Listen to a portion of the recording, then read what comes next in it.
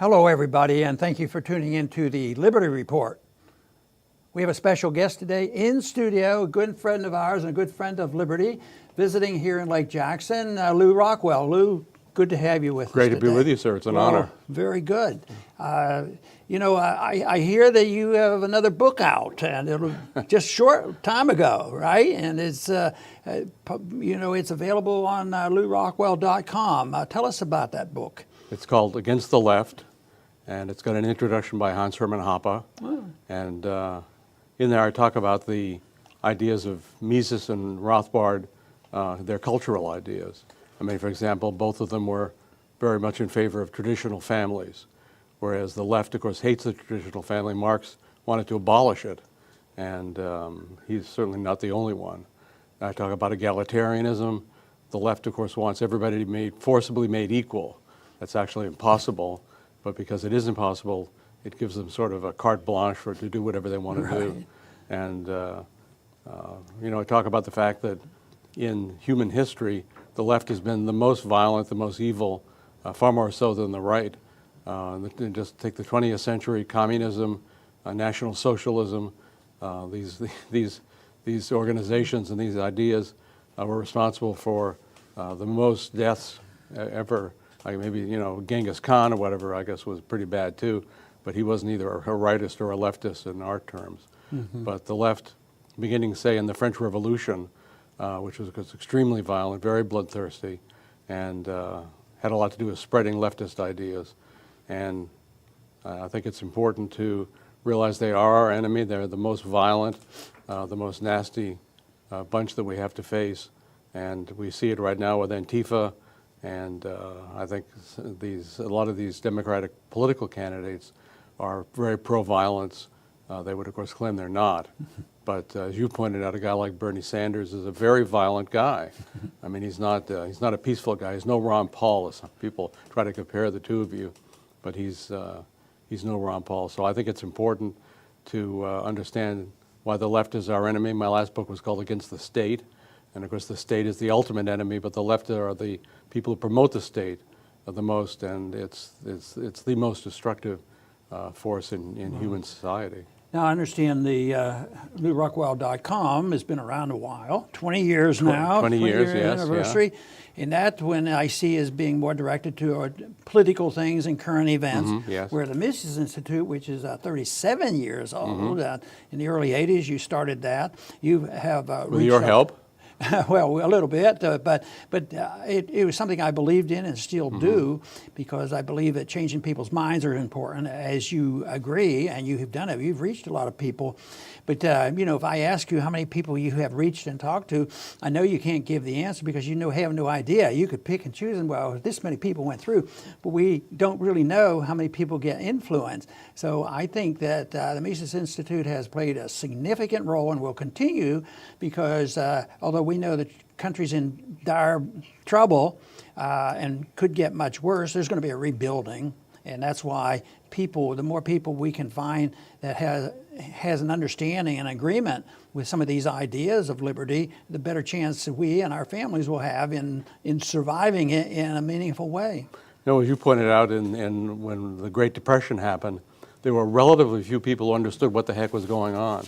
Relatively few people who knew what to oppose, the evil of Roosevelt and so forth. But today, thanks to you, thanks to the Mises Institute, there are many, many more people.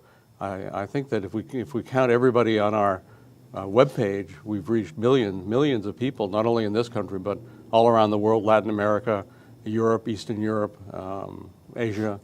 So I think we have a much better chance. Many more people understand the free market. They understand the evil of the government. So when this crash happens, and I'm afraid, I think as you do, that it's going to happen, we have a better chance.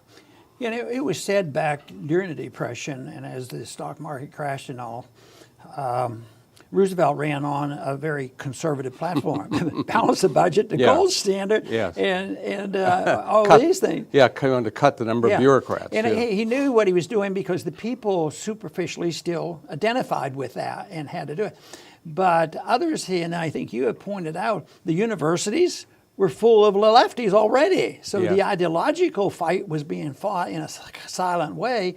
And Roosevelt was influenced, and others were, and actually that's where policy came from.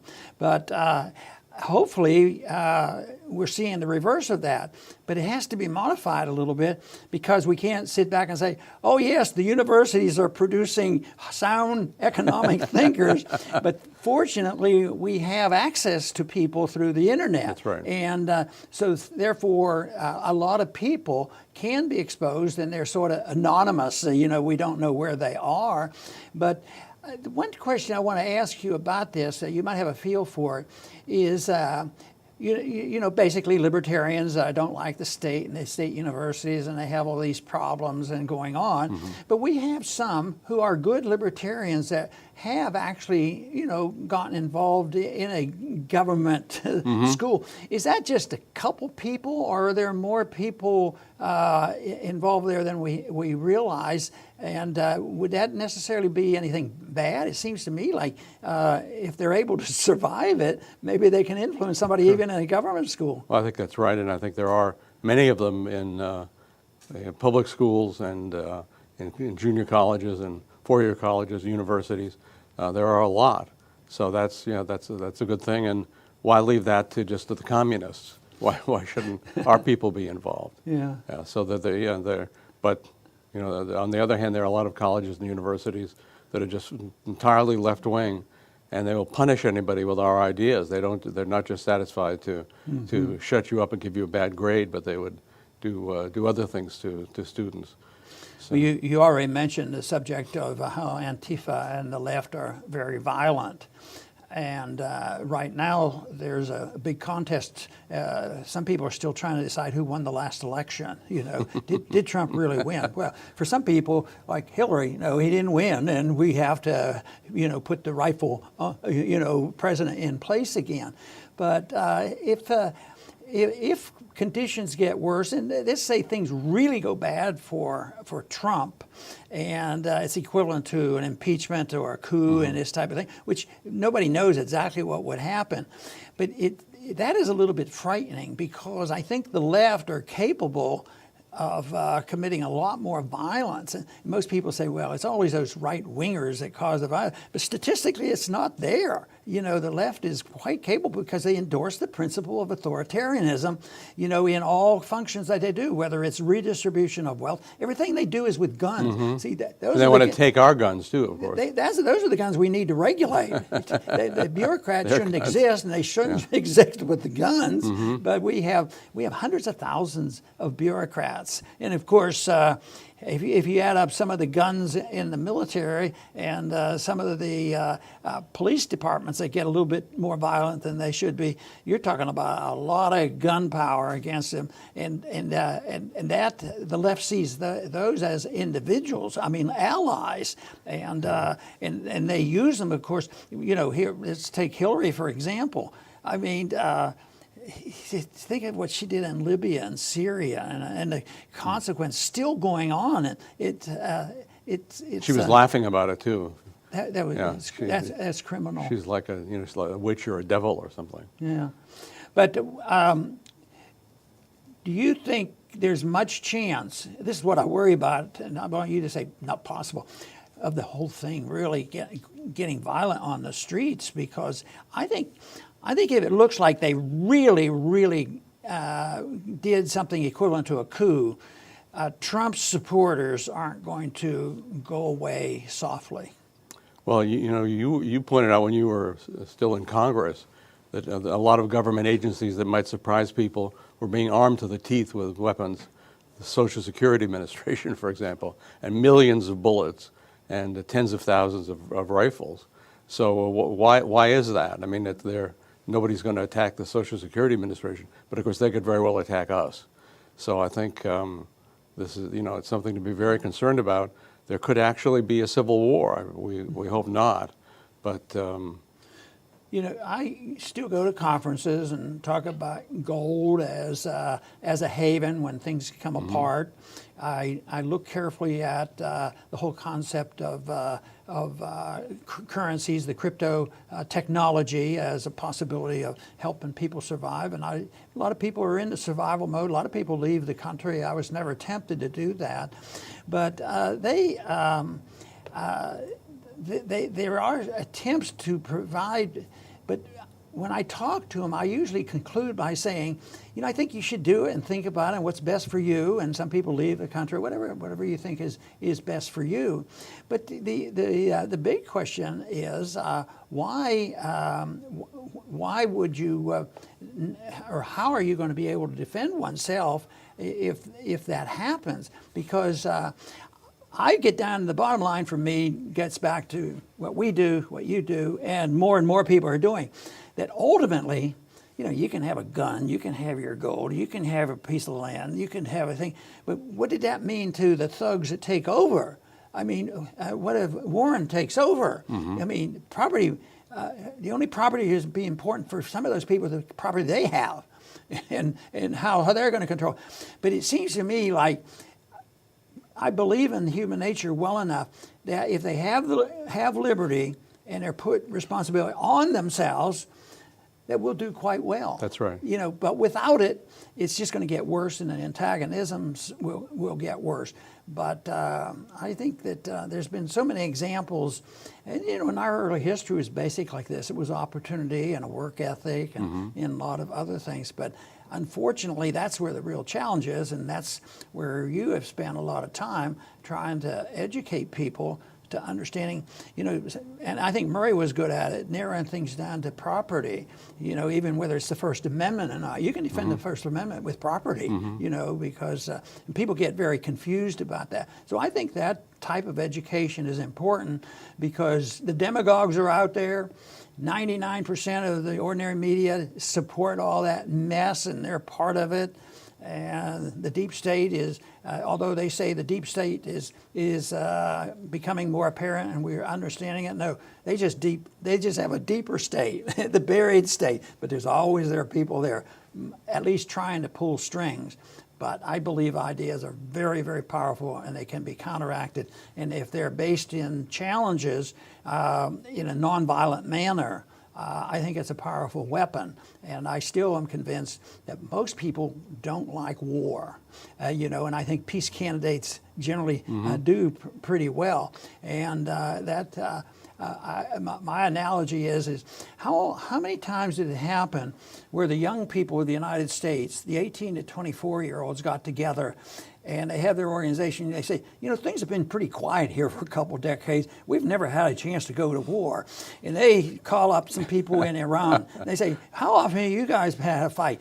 Oh, well, we have a club here. They're 18 to 24, and they'd like to have a war too. So the young people communicate, and they say, well, let's fight over religion or something. We'll fight over something. Never. Obviously, it's a ridiculous thing to say. It always comes from top down, and the victims, and the ones who now, one of the worst group of people are the chicken hawks. And I ran into a lot of those in Washington, you know, who got 5 deferments, and did they become peace-loving people, which we would be very happy to join us? No, what they do is they send somebody else's kids off to war. That's the kind of thing that people should respond to, the immorality of a system like that. Well, it's true, and it's why, of course, you've spent so much time teaching Austrian economics. The Misus Institute has too, and that's one of the aspects of Austrian economics.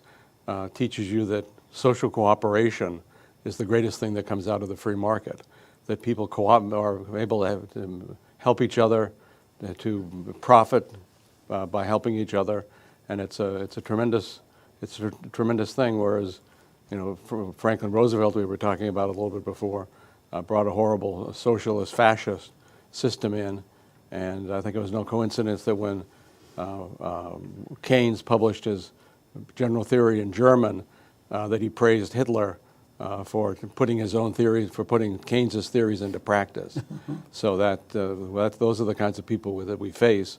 They're the enemies that we face. but we've got the truth on our side. So that's in the end the far more valuable thing. I think your point of cooperation, that's what solves so many problems. And to me, the problems aren't that difficult if you're responsible for figuring out an answer rather than saying I'm entitled to somebody taking care of me. But that also brings up the term that a lot of people use, and I like, and that's volunteerism. Everything should be voluntary. I mean, what a peaceful world it would be if nobody can do anything to anybody else, they can't take their property, it has to be voluntary, and a lot of problems would be solved. We will need to close now, Lew, but just tell the audience one more time about your book and where to go to buy your new book. It's called Against the Left, and you can go to, I hope not before too much longer it'll be on Amazon, but right now you can go to lewrockwell.com and look at the store, and it's available right there. Very good. Lew, it's been great having you on this program. It's great having our audience with us, and please come back to the Liberty Report soon.